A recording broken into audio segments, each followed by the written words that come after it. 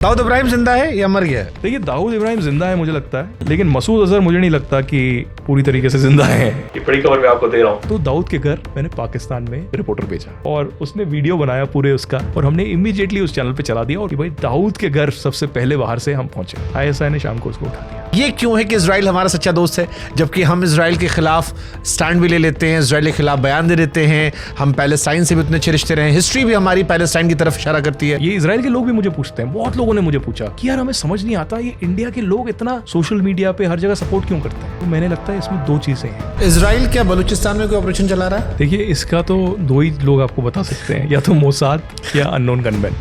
अब कि इजराइल और पाकिस्तान के डिप्लोमेटिक टाइज नहीं है, लेकिन बहुत बार ऐसा देखा गया है कि इजराइल के रास्ते एयरक्राफ्ट जा रहा है और वो इस्लामाबाद और लाहौर में लैंड करता है।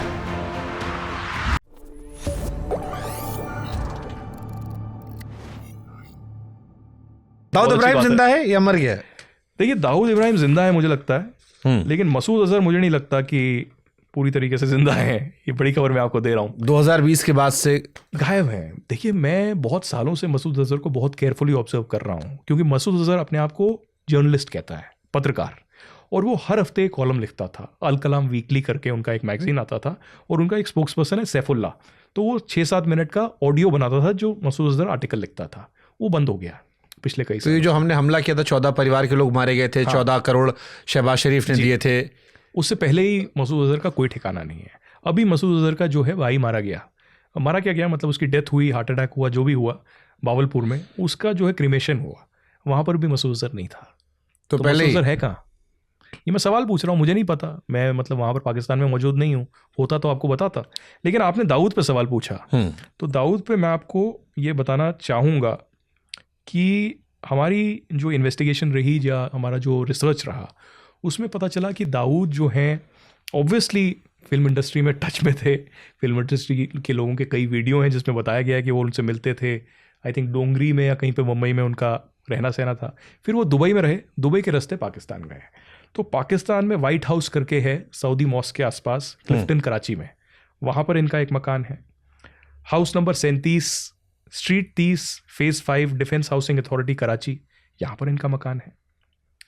नूराबाद में एक बंगला है कराची में, ये एक हिली एरिया है वहाँ पर, और 617 CP Berar society block 7-8 Karachi. तो ये 4 इनके मकान हैं जो कराची में हैं। इसके अलावा वाइट हाउस अल वसल रोड जुमेरा दुबई, यहाँ पर भी इनका दुबई में ठिकाना रहा है। कई बार वहाँ पर गए हैं, शादियाँ अटेंड की हैं, शादी की है, बहुत चीज़ें की हैं दुबई में।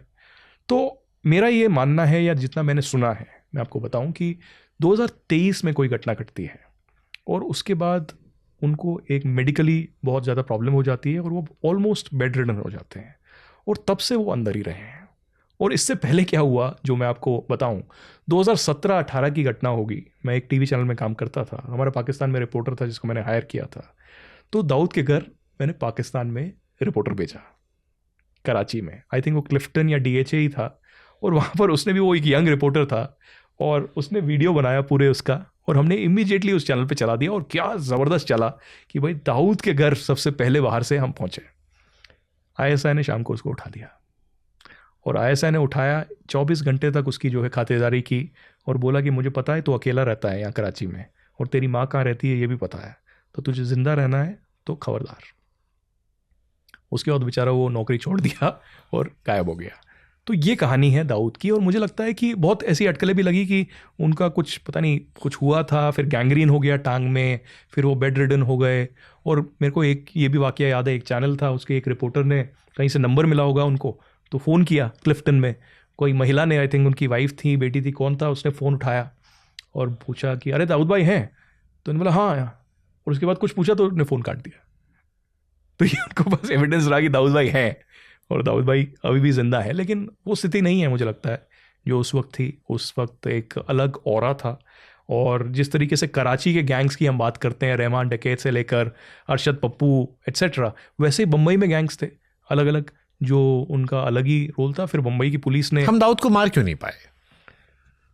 मुझे लगता है एजेंडा में नहीं रहा होगा, जो पॉलिटिकल विल भी है और इंटेलिजेंस भी है, उन्होंने कॉल लिया होगा। क्योंकि हमेशा हम, इजराइल तो है नहीं, इजराइल जो है पब्लिकली आती है और कहती है 7 अक्टूबर के बाद कि अगले 1 साल में मोसाद, शिनबेत या जितनी भी एजेंसियां हैं वो प्रण ले रही हैं कि हिजबुल्ला हो, हमास हो, हुती हो या ईरान हो, जितने भी आका हैं जिन्होंने 7 अक्टूबर में भूमिका निभाई, हम उनको मार डालेंगे। पब्लिकली अनाउंस करती है, मीडिया में आता है, जेरूसलम पोस्ट में, अलग अलग जगह, और ये हमेशा से करते हैं वो। और 1 साल में पूरी तरीके से हिजबुल्ला को लेबनान में, हमास को गाजा में, हमास को ही तेहरान में, और ईरान को भी पूरी तरीके से खत्म कर दिया। They've done before also, जो उनका ओलंपिक का हुआ, इवन होलोकॉस्ट के जो लोग थे, जो होलोकॉस्ट में इन्वॉल्व थे, जिन्होंने यहूदियों को मारा, उनको टॉर्चर किया, उनको अर्जेंटीना से किडनैप करके आए और यहां पर उनको सजा हुई। और आज पहली बार सजाए मौत को जो है लीगल सैंक्शन दिया गया है, क्योंकि अब इजराइल का जो 7 अक्टूबर का हुआ हॉस्टेज क्राइसिस हुआ, उनको हजारों आतंकवादियों को छोड़ना पड़ा। तो अब उनने रियलाइज किया कि भाई हम कैसे छोड़ सकते हैं, क्योंकि जिसको हम छोड़ रहे हैं वो फिर से हमास पैदा करेगा। तो अब उन्होंने सबसे पहले एक कंसेंसस से लॉ लाया है मारने का, फांसी देने का। तो जितने भी हमास के लोग हैं आप धीरे धीरे इनको फांसी देंगे। इजराइल की कौम में, आप तो इतनी बार गए हो आदित्य, इजराइल की कौम में ऐसा क्या है कि इतनी छोटी कौम होने के बावजूद दुनिया की नाक में दम कर रखा उन्होंने? देखिए, जब मजबूरी होती है ना, मजबूरी में आपको चीज़ें करनी पड़ती हैं। अब मैं अपने आप को या अपने समुदाय को इजरायलियों के साथ कंपेयर नहीं कर रहा, यहूदियों के साथ नहीं, क्योंकि ट्रेजेडीज़ कंपेयर नहीं होती, और यहूदियों के साथ जो हुआ बहुत बड़ा लेवल पर हुआ, उसको हम बिल्कुल किसी चीज़ के साथ कंपेयर नहीं कर सकते। लेकिन जो कश्मीरी हिंदू समुदाय है, जब हमको कैंपों में रहना पड़ा जम्मू में, जब हम सब कुछ खो दिया, हमारे घर चले गए, मंदिर चले गए, हमारा जो इतिहास था पूरी तरीके से मिट गया, हमें ये एहसास हो गया कि कश्मीर हम वापस नहीं जा सकते। अब हम आगे क्या करेंगे? हमने पढ़ाई की, हमने एजुकेशन का सहारा लिया, हमने जब सरकार के पास गए उस वक्त हमारे जो शिवसेना के बाला साहब ठाकरे थे, या एजुकेशन मिनिस्ट्री में एक MK काव थे, उनके पास गए, हमने बोला हमें पैसा नहीं चाहिए, हमें घर नहीं चाहिए, आप हमें सीटें दीजिए, ओवर एंड अबाउ, रिजर्वेशन नहीं, ओवर एंड अबाउ अपने मेरिट पे आप हमें सीटें दीजिए, हमें इंजीनियरिंग करनी है, हमें पढ़ाई करनी है विश्वविद्यालय में, अपने बलबूते पे कुछ बनना है, और हम बने। तो यही चीज़ है इजराइल में। जब मैंने बातचीत की, लोगों से मिला, एक अलग लेवल का जज्बा है इजराइल में। एक चीज़ है, जब जंग होती है, अपनी सोवरेनिटी पे, इंटेग्रिटी पे जब सवाल होता है, तो सब एकजुट हो जाते हैं। यार लपिड जो ऑपोजिशन लीडर हैं, वो नेतन्याहू को पूरी तरीके से जो है क्रिटिसाइज करेंगे, उनकी खाल उतार देंगे पूरी तरीके से, लेकिन जब जंग होती है तब जो है उनके साथ खड़े रहेंगे। जब मोदी जी गए थे ना, मैं पार्लियामेंट में मौजूद था, उसको केनेसेट कहते हैं इजराइल में, जेरूसलम में है, तो एक बहुत बड़ी पॉलिटिकल कंट्रोवर्सी हुई थी कि यार लपिड जो लीडर ऑफ ऑपोजिशन है, उन्होंने बोला था मोदी पार्लियामेंट आएंगे हम बॉयकॉट करेंगे। तो यहाँ पर भी कांग्रेस ने सवाल उठा लिया, भाई देखो आपकी तो खिल्ली उड़ रही है, बॉयकॉट कर रहा है ऑपोजिशन। लेकिन फिर उन्होंने बोला कि नहीं, मोदी को बॉयकॉट नहीं करेंगे हम नेतन्याहू को और पार्लियामेंट के जो स्पीकर हैं आमिर, उनको बॉयकॉट करेंगे। तो हुआ ये कि जैसे ही इवेंट शुरू हुआ तो वॉकआउट हुआ, कोई वहाँ पर जितने भी ऑपोजिशन थे चले गए। फिर नेतन्याहू ने अपनी स्पीच दी, स्पीकर ने अपनी स्पीच दी, और जैसे मोदी जी को बुलाया गया, ऑपोजिशन वापस आया और उन्होंने उसका समर्थन दिया, और ऑपोजिशन के लीडर यार लपिड ने खुद स्पीच दी, मोदी की तारीफ की। तो ये चीज़ जज्बा अलग है। और एक और चीज़, इजराइल जो है ऑलमोस्ट डेजर्ट है, उनके पास पानी नहीं है, लेकिन पानी के लेकर उन्होंने ऐसा इनोवेशन किया है, एग्रीकल्चर को लेकर उनको ऐसा इनोवेशन किया है कि आज इंडिया उनसे कह रहा है कि ये जो ड्रिप इरिगेशन है, ये आप हमें बताएं कि ये टेक्नोलॉजी कैसे चलती है। आप पेन ड्राइव यूज़ करते हैं कई सालों से, उसका ईजाद कहाँ से हुआ है? इजराइल से हुआ है। तो जब मजबूरी होती है ना, तब मजबूरी में आपको करना पड़ता है। मेरे यहाँ राजेश पवार आए थे कुछ समय पहले। जी। तो राजेश ने कहा, यार शुभांकर, मैं 3 देशों में डिटेन हुआ हूँ, यूक्रेन में, ईरान में, इजराइल में। तो उन्होंने डिफरेंस बताया। उन्होंने कहा, जब मैं यूक्रेन में था तो यूक्रेन के लोग पैसा देकर भाग रहे थे यूक्रेन से। जब मैं इजराइल गया तो मैंने देखा लोग दुनिया भर से फ्लाइट करके वापस आ रहे थे। और वापस भी नहीं, जो यहूदी बाहर के देश में रह रहे हैं, बाहर के नेशनल हैं, वो एक चीज़ होती है, उनका एक कस्टम है जिसको कहते हैं अलाया लेके वो वापस आते हैं। और खासकर जब जंग होती है तब कहते हैं हम वापस आएंगे, आपकी इकोनॉमी में हम साथ देंगे और आपकी आर्मी भी ज्वाइन करेंगे। तो ये इंडिया से भी जो बहुत सारे यहूदी, खासकर महाराष्ट्र में, खासकर आई थिंक मिजोरम में और केरल में बहुत यहूदी हैं, तो वो लोग वापस गए हैं वहाँ पर सेटल होने के लिए। वहाँ पर ऐसे परिवार हैं जो कई दशकों से यहाँ पर रह रहे थे, लेकिन वापस गए हैं और अब इजराइल में रह रहे हैं। तो ये जो जज्बा है वो वहाँ पर ही है। और आप देखिए ना, जोग्राफिकली भी इजराइल कैसे कटघरे में है, इस्लामी देश पूरी तरीके से वहाँ पर है, और खासकर ईरान। तो बार बार कहता है कि from the river to the sea Palestine will be free. फिर कहते हैं कि भाई यहूदियों को हम पूरी तरीके से मिटा देंगे, पूरा इजराइल जो है ऑक्यूपाइड पैलेस्टाइन है, यहाँ पर इनको लेने का कोई हक नहीं है। लेकिन इंडिया का हिस्टोरिकली जो पर्सपेक्टिव रहा है वो बार बार ये रहा है कि हमारा स्ट्रेटेजिक टाइज इजराइल के साथ है, डिफेंस टाइज है, लेकिन हम 2 स्टेट सोल्यूशन में बिलीव करते हैं। हम कहते हैं कि इजराइल और पैलेस्टाइन साथ साथ नेबर्स की तरह रहने चाहिए और इससे किसी को तकलीफ नहीं है। मैंने इजराइल के कई राजदूतों का इंटरव्यू किया है, फिलिस्तीन के कई राजदूतों का किया है, फॉरेन मिनिस्टर्स का किया है, और मैं बार बार उनको पूछता हूं कि आपको तकलीफ नहीं होती?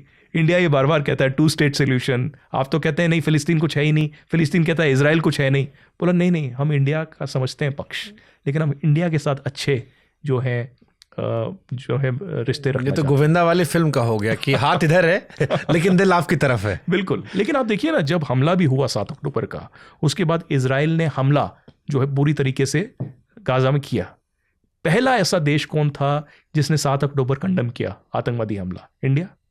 पहला ऐसा कौन सा देश था जिन्हें फिलिस्तीन में लोगों के लिए मदद भेजी इजिप्ट के रास्ते? इंडिया। तो ये फिर इजरायली क्यों सपोर्ट करते हैं इंडिया को? क्योंकि एक बड़ा परसेप्शन है कि ग्लोबल पॉलिटिक्स में अगर इंडिया कोई ट्रू फ्रेंड है तो वो इजराइल है। हमने ये इंडिया पाकिस्तान वॉर में भी देखा, कोई देश हमारे साथ स्टैंड लेने को तैयार नहीं था। पाकिस्तान की तरफ से 4 दोस्त आए, हमारे साथ कोई नहीं आया। हमें टेक्नोलॉजी का सपोर्ट इजराइल देता है। इनफैक्ट राजेश पवार ने ही हमारे इंटरव्यू में बताया कि फ्रांस से हमने राफेल खरीदे, लेकिन अंदर टेक्नोलॉजी नहीं बताई उन्होंने अपग्रेड करने के लिए। इजराइल हमें आयरन डोम दे रहा है जिससे हम इस्तेमाल कर सकते हैं और भविष्य में अगर हमारे कोई हमला करेगा तो हम मजबूत रहेंगे, हमारी इकॉनमी पे इतना असर नहीं आएगा क्योंकि उससे $3-4 में ही हम इंटरसेप्ट कर लेंगे।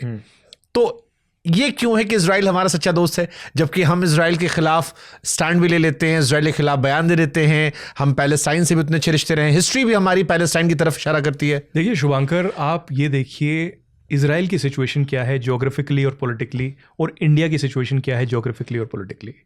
हमारे साथ बांग्लादेश है, पाकिस्तान है, अफगानिस्तान है, उनके साथ आसपास इजिप्ट है, पैलेस्टाइन है, जॉर्डन है, और बाकी देश आसपास सीरिया है, ये है। तो वो पूरी तरीके से चपेट में है। इस्लामी कट्टरपंथी आतंकवाद उनके खिलाफ प्रहार कर रहा है पूरी तरीके से। इस्लामी कट्टरपंथी आतंकवाद इंडिया के खिलाफ कर रहा है। सो जो सबसे बड़ा, ये इजराइल के लोग भी मुझे पूछते हैं, बहुत लोगों ने मुझे पूछा, वहाँ के बुद्धिजीवी, कि यार हमें समझ नहीं आता ये इंडिया के लोग इतना सोशल मीडिया पे हर जगह सपोर्ट क्यों करते हैं। तो मैंने लगता है इसमें 2 चीज़ें हैं।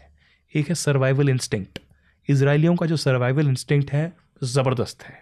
मुझे लगता है इंडियंस का भी जो सर्वाइवल इंस्टिंक्ट है ज़बरदस्त है। आतंकवादी हमला होगा, बम्बई में 26/11 हुआ, अगले दिन काम कर रहे थे, डब्बे वाले हर जगह काम कर रहे थे, ट्रेनें चल रही थी, सब कुछ नॉर्मल चल रहा था।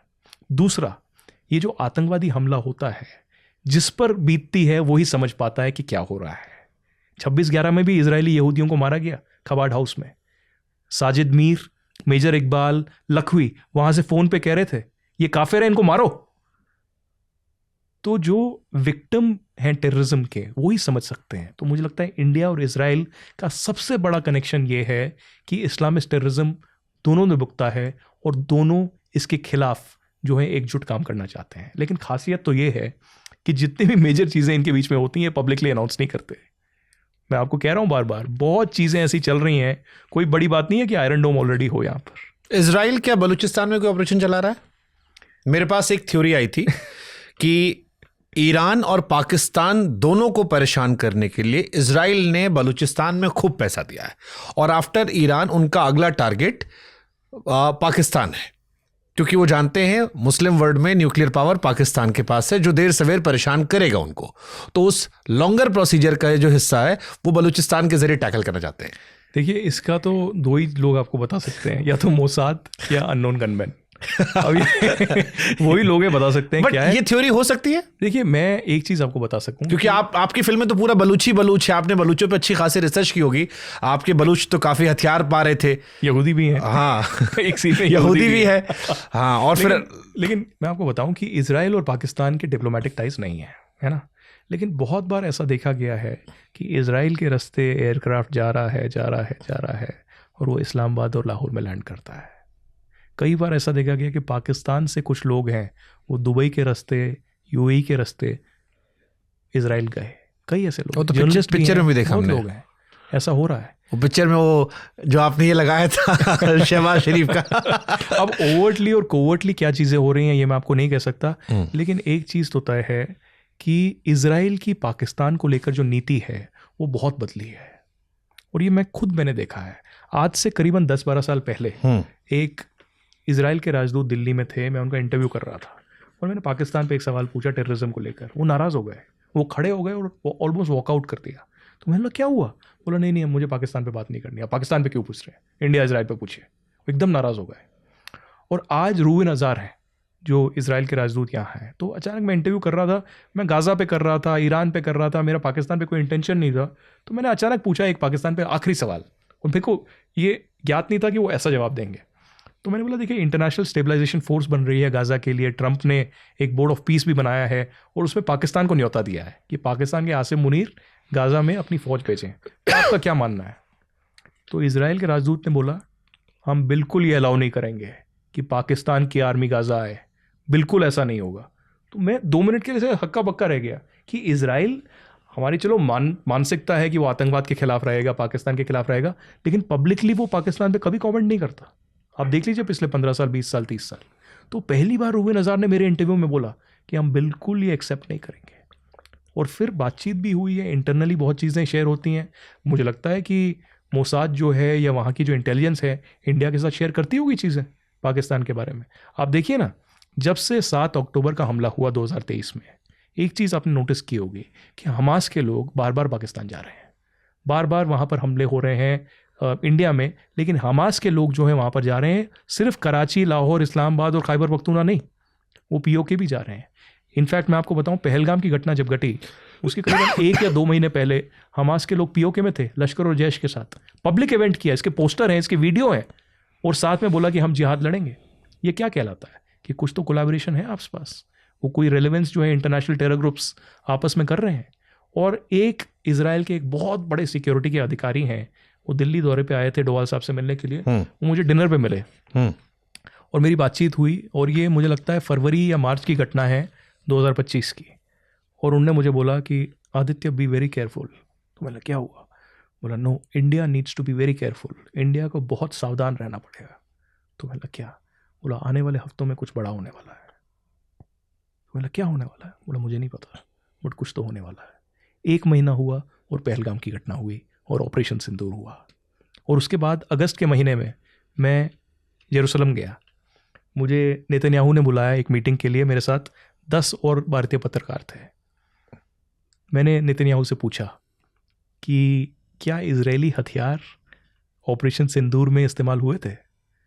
तो नेतन्याहू ने मुझे बोला देखिए इसके बारे में तो मैं कुछ नहीं कह सकता, लेकिन मैं एक चीज़ ज़रूर कहूँगा कि इंडिया को जितने भी हथियार हमने आज तक दिए हैं वो ऑपरेशन सिंदूर में बहुत कामयाब हुए हैं।